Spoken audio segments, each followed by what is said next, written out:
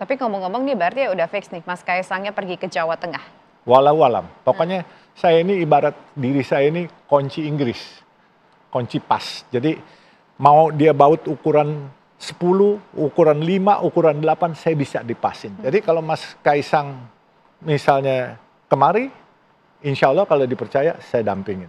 Tapi kalau Mas Kaisang nggak kemari, ada Pak Anies Baswedan, saya juga bisa kok menyesuaikan diri. Ada Pak Ahok, saya bisa menyesuaikan diri. Gampang lah kalau saya orangnya manut baik pokoknya. Yang penting kerja buat negeri, itu aja.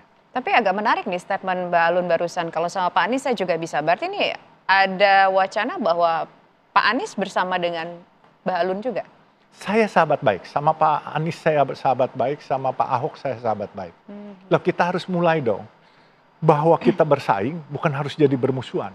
Tapi kita bersaing, bertanding untuk bersanding. Dan kita harus mulai tatanan baru, jangan membuat satu pesta demokrasi menjadi mencekam. Kita benar-benar pesta, bahagia yang namanya pesta itu. Jangan membuat sesuatu situasi yang mencekam, jadi kayak orang mau bertanding, kayak bertanding di apa sih perang-perangan gitu. Di ring tinju aja masih menyenangkan yang nonton itu. Ini jangan sampai penonton ikut mencekam, apalagi sampai keras-kerasan begitu. Nggak baik. Saya kan udah bilang selalu, kalau nanti Mas Kaisang datang ke Jakarta, misalnya bertanding sama Pak Anies atau Pak Ahok, ya kan?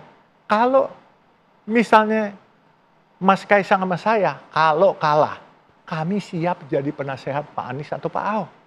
Tapi andai kata Mas Kaisang dengan saya menang, tolonglah beri kami nasihat. Ya kan? Enak-enak aja lah, jangan dibuat tegang-tegang. Saya ingin meletakkan satu dasar demokrasi yang baik, yang baru. Tanpa logistik, tanpa harus berantem, tanpa harus menjelek-jelekan. Kita bicara program, jangan nyerang pribadi-pribadi. Nggak baik, demokrasi kita kapan mau dewasa kalau begitu. Tapi kalau misalkan nih nanti sama Mas Kaisang nih ya, Mbak, di luar kan orang melihatnya bahwa gap generationnya cukup tinggi ya begitu ya antara Mas Kaisang dengan Mbak Alun begitu. Nah apakah ini nanti bisa diselaraskan yang satu generasi yang berbeda dengan generasi yang lebih senior begitu? Insya Allah, asal nawatulnya baik, kita bagi tugas. Urusan pemerintahan silakan yang muda sambil belajar. Saya urusan turba aja, turun ke bawah, ke desa-desa, ke kampung-kampung. Itu kan memang kerjaan saya sehari-hari selama ini. Selama berapa puluh tahun ini memang saya kerjaan. Saya ini kan bukan dibesarkan di Jakarta saja. Saya ini dibesarkan di Samarinda, di Hulu Mahakam.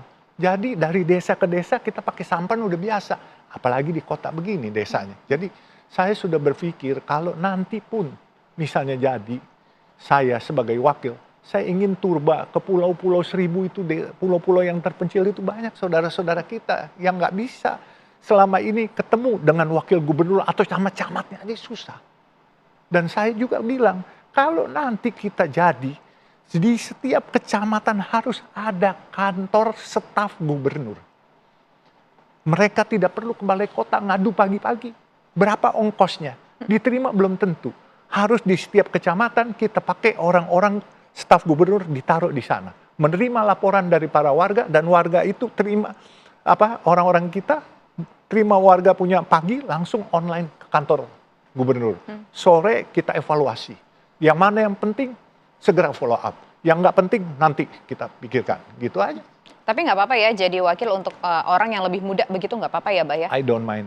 Selama kita bisa memberikan ilmu kita. Sebab kita sendiri kan udah boleh bilang cukup berpengalaman dan cukup lama berkiprah.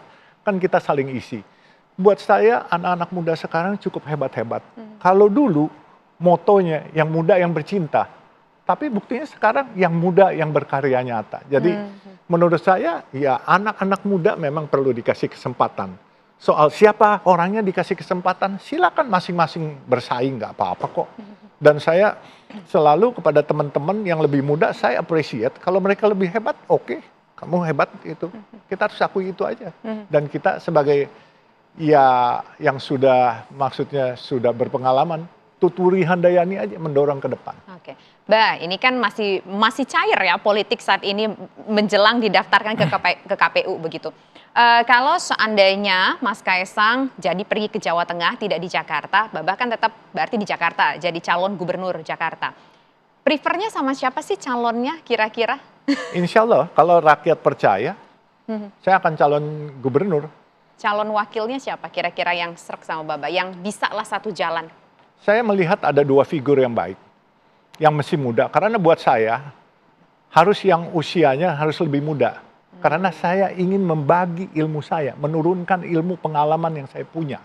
Ya kan, walaupun saya nggak sekolah, tapi perjalanan usia saya ini makan asam garam cukup banyak. Nah, saya melihat ada figur dua. Satu, saya lihat Adinda Raffi Ahmad. Ya kan, walaupun beliau seorang artis, tetapi saya yakin beliau juga bisa untuk mengikuti, menemani saya untuk membereskan masalah di ibu kota ini. Terus yang kedua, saya lihat juga ada figur yang bagus untuk menemani saya, yaitu Rano Karno, juga cukup bagus dan cukup pengalaman di pemerintahan. Jadi ya, biarkan aja langit yang membawa kemana. Kalau nanti mendadak bukan itu, karena kan kita mesti ajak partai koalisi. Mau jadi wakilnya Pak Ahok, ya kan juga siap. Mau jadi wakilnya Pak Anies juga siap. Siapa aja. Buat saya, mengabdi kepada negeri nggak harus nomor 1 atau nomor 2. Nggak harus jadi gubernur atau wakil gubernur. Jadi penasehatnya aja juga bisa kan. Oke. Tapi menarik ketika Baba menyebutkan ada nama Raffi Ahmad dan juga Rano Karno. Bang Dul begitu. Kita ngomongin Raffi Ahmad dulu lah. Kenapa nama Raffi Ahmad yang muncul di top of mind-nya Mbak Alun? Karena kan kebenaran tadi saya baru komunikasi by phone sama Adinda Raffi. Karena kan kita sangat dekat sekali sama Raffi, karena saya yang bikinin jalan tol sampai rumahnya ini sekarang mudah sekali. Kalau enggak, Mbak Nagita pernah bilang sama saya, kalau mau ke rumah saya aja bisa 1 jam. Sekarang cukup dari Citos 5 menit sampai di Andara situ. Dan mereka sering mampir sholat di masjid saya. Jadi sehingga kami komunikasi cukup baik lah dengan. Udah ngomong dong ke Raffinya, berarti kalau saya jadi calon gubernur, saya mau Raffi ini yang kalau ada kesempatan jadi calon wakilnya. Secara gamblang belum, tapi saya rencana hari Senin, saya bilang Raffi di mana? Kalau nggak salah dia lagi di Solo tadi. Kita ngopi-ngopi yuk, saya bilang gitu. Karena biasanya kita suka ngopi di warung saya, di warung pojok halal di Desari. Om, saya lagi di Solo katanya. Senin saya udah pulang, kita ngopi situ Om katanya. Oke, keep kontak aja, kabarin gitu. Tapi kan ketika memilih partner untuk menjalankan sebuah pemerintahan bukan hanya soal kedekatan secara personal aja, bisa enak berkomunikasi, tapi kan juga katakan ada kapasitas yang mungkin dimiliki dari yang bersangkutan. Apa value yang mungkin Mbak Alun lihat dari seorang Raffi Ahmad sehingga Mbak Alun merasa bahwa Raffi ini bisa nih kerja bareng sama saya nanti? Kenapa? Saya juga tanya kembali, kenapa ragu dengan anak muda? Kenapa kita nggak kasih kesempatan? Ya kan, kalau kita nggak berani memberi kesempatan, kita lihat Raffi seorang pemuda yang baik, cerdas, dan dia energik, dan dia juga nasionalis. Kenapa kita nggak coba? Ya kan, we never try, we never know. Jadi kita harus kasih kesempatan, ya kan? Saya yakin kok, baik kayak Mas Kaisang juga kan muda, Mas Gibran juga muda. Try Ton, kenapa kita nggak berani? Selalu kita ragu sama yang muda, ya kan? Yang muda belum tentu lebih bodoh daripada yang tua.